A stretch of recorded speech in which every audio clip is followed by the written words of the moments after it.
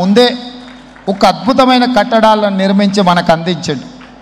వారి వారసత్వంగా వచ్చిన ఈ కట్టడాలు మొన్న జరిగిన ఎండాకాలంలో తాగునీటి సమస్య వచ్చే కృష్ణా గోదావరి ఎండిపోతే హైదరాబాదు నగరానికి దాహార్తి తీసింది గండిపేట అంటే ఉస్మాన్ సాగర్, హిమాయత్ సాగర్ నుంచి ఈ నగరానికి తాగునీటిని వాడుకున్నామన్న సంగతి రాష్ట్ర ముఖ్యమంత్రి నేను చెప్పదలుచుకున్నా. ఈ ప్రజలకు కోట్లాది మంది దాహార్తిని తీర్చే ఈ యొక్క చెరువులను శ్రీమంతులుగా గొప్ప వ్యక్తులుగా ఉన్న వాళ్ళు వాటి పక్కనే ఫామ్ హౌజుల పేరు మీద నిర్మించుకొని వాళ్ళ డ్రైనేజ్ కాలువలు తీసుకెళ్ళి గండిపేటలో కలిపినారు. నేను ఇక్కడ వేదిక మీద ఉన్న పెద్దలతో పాటు ఇక్కడ వచ్చిన భక్తులను నేను ఒకటే మాట అడగదలుచుకున్నా. ఇవాళ వాళ్ళ విలాసవంతమైన జీవితం కోసం నిర్మించుకున్న ఫామ్ హౌజులలో నుంచి వచ్చే డ్రైనేజ్ గండిపేటలో హిమాయత్ సాగర్ తాగునీటిలో కలిపితే ఆ నీళ్ళు హైదరాబాదు నగరానికి తాగడానికి సరఫరా చేస్తుంటే వాళ్ళు నిర్మించిన అక్రమ నిర్మాణాలను వదిలేస్తే ఇక నేను ప్రజాప్రతినిధిగా విఫలమైనట్ట కాదా మీరు ఒక్కసారి ఆలోచన చేయండి.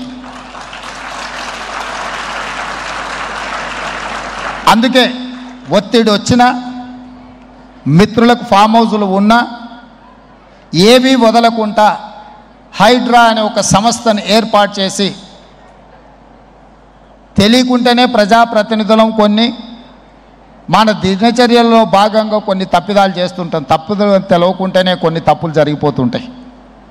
మరి ఆ ఖాతాను సవరించుకోవడానికి, ఆ బ్యాలెన్స్ షీట్ను సవరించుకోవడానికి తెలిసి కొన్ని మంచి పనులు చేయాలని నేను ప్రగాఢంగా విశ్వసిస్తున్నా, నమ్ముతున్నా. ఆ తెలిసి చెయ్యాలనుకుంటున్న మంచి పనుల్లో భాగము ఈ చెరువులను చెరబట్టిన వాళ్ళ నుంచి విముక్తి కలిగించాలన్న ఏకైక లక్ష్యంతోనే ఈరోజు చెరువులను ఆక్రమించుకున్న వాళ్ళను ఎవరిని వదలకుండా ఉక్కు పాదంతో అణిచివేయాలన్న ఆలోచన, అందులో నిర్మాణాలను ఏ ఒత్తిడి వచ్చినా వెనక్కి తక్కకుండా తొలగించాలన్న ఆలోచనతోనే ఈరోజు ఈ చెరువులలో ఉన్న అక్రమ కట్టడాలను కూలగొడుతున్నాము. దీనికి స్ఫూర్తి భగవద్గీత అనే కురుక్షేత్ర యుద్ధ సందర్భంలో అర్జునుడు ఆయుధాలను కింద పడేసి రాజ్యం కోసం భీష్మ పితామహుడు, అదేవిధంగా కర్ణుడు, దుర్యోధనుడు, దుశ్శాసనుడు నా సహోదరులందరూ ఆ పక్కన నించుంటే రాజ్యం కోసం వాళ్ళందరినీ సంహరించడం, వాళ్ళని సంహరించి రాజ్యాన్ని సాధించుకోవడం ద్వారా ఏమి ఉంటుంది, ఏం మనశ్శాంతి వస్తుంది అని చెప్పి అర్జునుడు యుద్ధతంత్రం నుంచి తప్పుకుంటా అన్నప్పుడు శ్రీకృష్ణ భగవానుడు బోధించిందే భగవద్గీత. చంపేదెవరు, చంపించేదెవరు, లోక కళ్యాణం కోసం నీ బాధ్యతను నెరవేర్చాల్సిందే. ధర్మం బ్రతకాలి, అధర్మం ఓడాలి అంటే నువ్వు యుద్ధం చెయ్యాల్సిందే అనే యుద్ధ నీతిని ఆ రోజు అర్జునుడికి బోధించింది శ్రీకృష్ణ భగవానుడు. ఇవాళ ఆ శ్రీకృష్ణ భగవానుడి బోధనానుసారమే ఈరోజు ఈ చెరువులను కాపాడే కార్యక్రమాన్ని నేను తీసుకుంటున్నా. నాకు తెలుసు ఈ చెరువులలో నిర్మాణమైన విలాసవంతమైన ఫామ్ హౌజులు ప్రభుత్వాన్ని ప్రభావితం చేయగలిగిన స్థానాలలో ఉన్న చాలామంది వ్యక్తులు ఉన్నారు. ప్రత్యక్షంగా ప్రభుత్వంలో భాగస్వాములు అయి ఉండొచ్చు, లేకపోతే సమాజం మీద బాగా ప్రభావితం చేయగలిగిన వ్యక్తులు ఉండొచ్చు. కానీ వాటన్నిటినీ నేను పట్టించుకోదలుచుకోలే. ఇది భవిష్యత్ తరాలకు, ఇది రాజకీయాలకు సంబంధం లేదు. నేను స్పష్టంగా చెప్పదలుచుకున్నా. రాజకీయాల కోసమో లేకపోతే రాజకీయ నాయకులను కొంతమందిని దృష్టిలో పెట్టుకొని చేపడుతున్న కార్యక్రమం కాదు ఇది.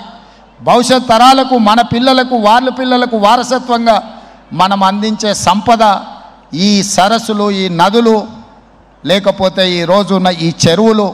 ఈ ప్రకృతి సంపదను మనం విధ్వంసం చేస్తే ప్రకృతి మన మీద కక్ష కడుతుంది. ప్రకృతి మన మీద ప్రకోపిస్తే మనం చెన్నైలో చూసినాం, అదేవిధంగా ఉత్తరాఖండ్లో చూసినాం, నిన్నగాక మొన్న వాయనాడు మనం కేరళలో చూసినాం. ఈరోజు ఇలాంటివన్నిటిని దృష్టిలో పెట్టుకున్నప్పుడు ఈ హైదరాబాదు నగరాన్ని రక్షించుకోవాల్సిన బాధ్యత మన అందరి మీద ఉన్నది. ఇది ఒక సుందరమైన నగరం. ఈ నగరానికి ఈ చెరువులే ఒక అందం. ఈ చెరువులను కాపాడే బాధ్యత ఈ ప్రభుత్వం తీసుకుంటుంది. ఎవరు ఏమనుకున్నా, ఎవరు ఏ ఒత్తిడి తెచ్చినా వాటన్నిటిని పక్కన పెట్టి చెరువులను ఆక్రమించుకున్న వాళ్ళ భరతం పడుతుంది ప్రభుత్వం అని చెప్పి నేను